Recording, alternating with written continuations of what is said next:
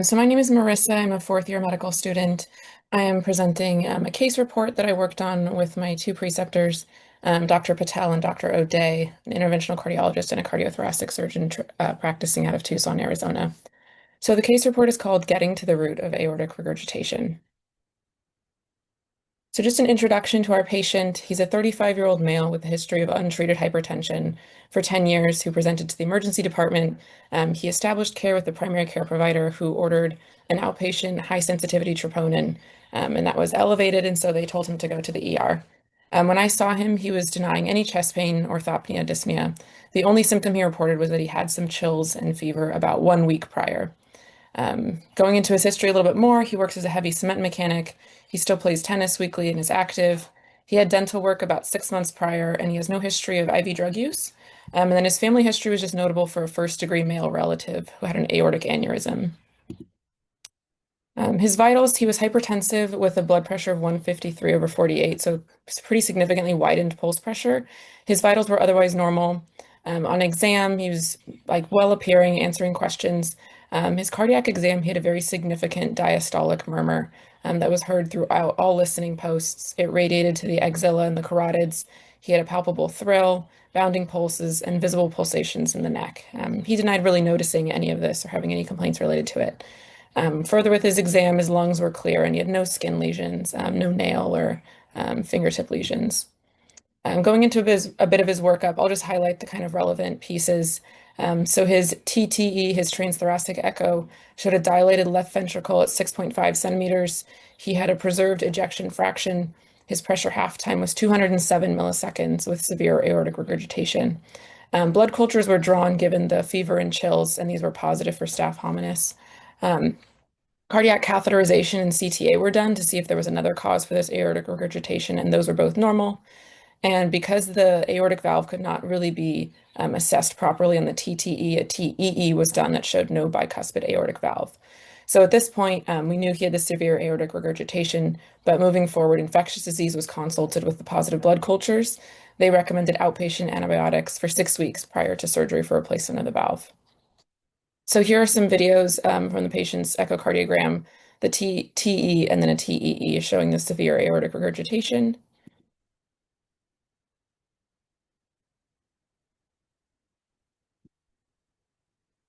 Okay. Here we have the diastolic flow reversal. So this is the backflow across the aortic valve during diastole. And this patient had holodiastolic backflow, which showed which is consistent with severe aortic regurgitation. And then over here is the measurement for the pressure half time. So this is the time it takes the pressure gradient across the aortic valve to decrease by half during diastole. And his was 207 milliseconds. We know that less than 250 milliseconds defines severe aortic regurgitation. So a little bit of significance and background. So why do we care about aortic regurgitation? What's the purpose of our workup?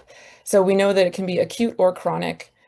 Patients with acute aortic regurgitation, it tends to be due to a dissection or something where they're presenting in cardiogenic shock. Patients who have chronic aortic regurgitation present more with symptoms of heart failure, and they may be asymptomatic at first because they have time to accommodate for this increased volume in the left ventricle. So either way, when we have a patient with chronic aortic regurgitation, we have to do further testing to evaluate really why they have this, and to really treat the underlying cause as opposed to just addressing the valve. And then physical exam findings were what we saw in our patient with the widened pulse pressure, the decrescendo diastolic murmur that is louder with expiration, and then bounding pulses. So our differential for a patient with chronic aortic regurgitation is rheumatic heart disease, aortic aneurysm, a leaflet perforation from infective endocarditis, a leaflet prolapse from degeneration, congenital anomalies of the valve, connective tissue disorders, and chronic hypertension. To diagnose, first line for diagnosis is an echocardiogram. Patients with severe aortic regurgitation do require valve replacement, and then any underlying causes should be addressed.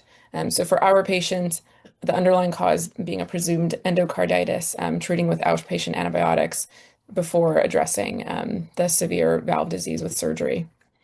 And then going into aortic valve endocarditis. So left-sided endocarditis is more common than right-sided. So the aortic valve and mitral valve, as opposed to patients with a history of IV drug use have an increased risk for right-sided heart disease.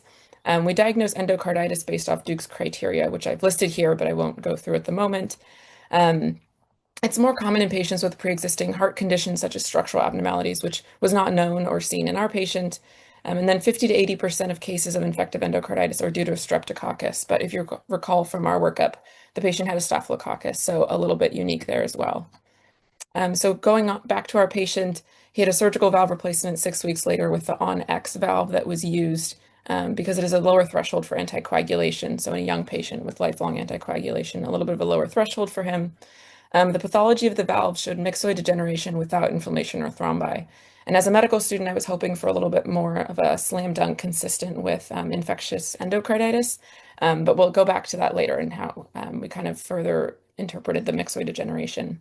At 2 months of follow-up, when the patient came into the clinic, he was only requiring one medication for hypertensive control, as opposed to in the preoperative period, he was on about 3 different medications. His repeat echocardiogram showed that he had recovered the LV diameter to a normal diameter, and he continues to play tennis with his nephew. So going back to this myxoid valve degeneration, it's more common in the mitral valve than the aortic. So when I was doing some research on myxoid valve degeneration in the aortic valve, there weren't a whole lot of cases, and most of them were in patients who were 60 to 70 years old, where our patient was 35, as a reminder. So our differential for myxoid valve degeneration does still include infective endocarditis. It also includes rheumatic heart disease, Marfan syndrome, and then other chronic underlying conditions. I mentioned that our patient did have hypertension that was untreated for some time. However, we really see this chronic underlying condition going on for much longer to result in the myxoid valve degeneration. So as I mentioned, patients in their 7th decade of life, as opposed to patients who are 35 years old. And so with our other differentials ruled out of these, infective endocarditis remained the leading diagnosis for this patient, which was good that he was properly treated with antibiotics before. He had no criteria for dental prophylaxis, antibiotics before his dental procedure. And as a reminder, what those are, it's unrepaired congenital heart diseases, a prosthetic valve, or prior infective endocarditis.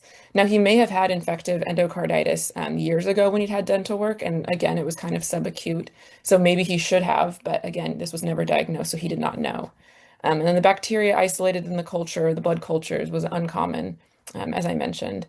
And so our conclusion was still that this patient had acute on chronic infective endocarditis causing his aortic regurgitation.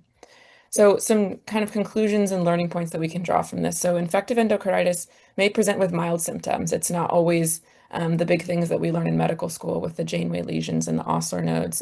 They may have mild symptoms, and it should be considered in the differential for patients who are presenting with aortic regurgitation and have no other risk factors, like the Marfans and things like that. So education to patients about the risks and symptoms of infective endocarditis after dental procedures. I think dentists know what to ask, but maybe talking to patients about, if you get a fever and there's no other reason, maybe don't pass it off as a viral illness and just get a little bit more history taking there. And then chronic aortic regurgitation may be asymptomatic or have very mild symptoms for a long time, but it does require intervention when it's severe, and you also need to really evaluate the underlying cause for proper full treatment. And diagnosis of infective endocarditis should follow Duke's criteria. And antibiotic prophylaxis before dental procedures, limited to a few conditions, however, that still does not entirely prevent patients from getting infective endocarditis. Here are my references. Thank you for listening, and if you have any questions, I'm happy to answer them.